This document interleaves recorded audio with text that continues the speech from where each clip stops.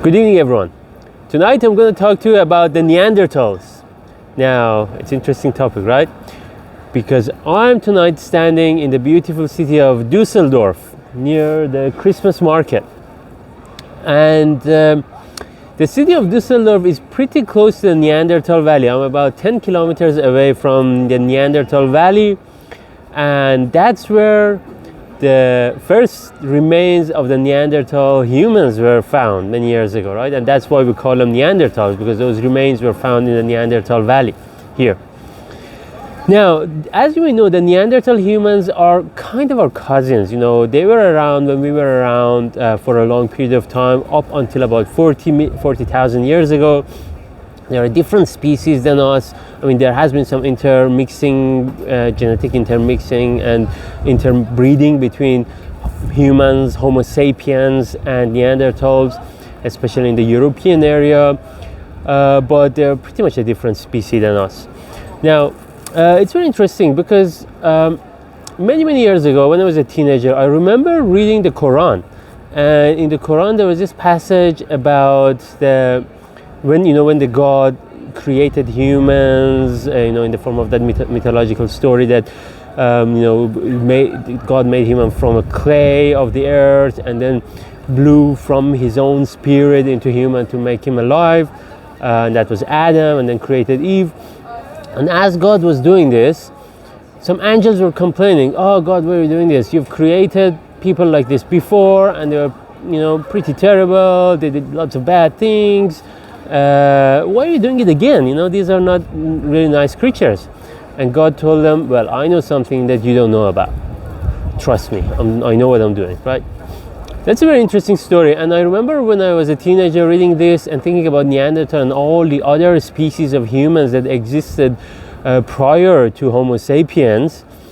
And I thought, well, could this be referring to that? Like, could angels actually be referring to all those other species of human that they did terrible things, and now God is creating a new species of human and things like that? And that's a nice thought experiment. But let's put that aside. Let's put all the mythology and religion and theology and those things aside and think about it in a different way. Similar way, but a different angle. Now, Neanderthals are extinct, obviously, right? And a lot of scientists contribute that mainly to competition from Homo sapiens, from us. So we kind of resulted in an indirect way for Neanderthals to become extinct. The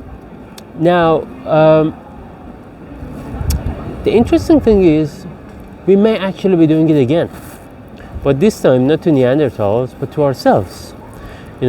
A lot of times people talk about global warming and how we're hurting the planet and how we're hurting nature and causing all sorts of problems to nature. We talk about destroying the planet, but of course we can't destroy the planet. We can't destroy nature.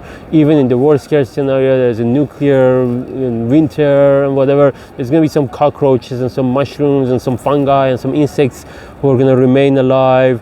And just like many previous mass extinctions, life is going to bounce back. So planet is just going to shave it off, nothing. But we're going to destroy ourselves. We're pretty much making the planet inhabitable for ourselves. So we may actually be causing an extinction event, but for ourselves this time, not just for Neanderthals. But again, maybe God knew something. Maybe God trusted us and, he thought, well, these people, they're smart enough, they can figure it out this time. So let's hope for the best. Let's hope this time each and every one of us as individuals, we can think about the effect of what we're doing on the planet and be a bit more conscious about what we're consuming, waste less. And if every single person does that, I'm sure it's going to have a massive impact on the global scale. Thank you so much, and I hope you enjoyed this video.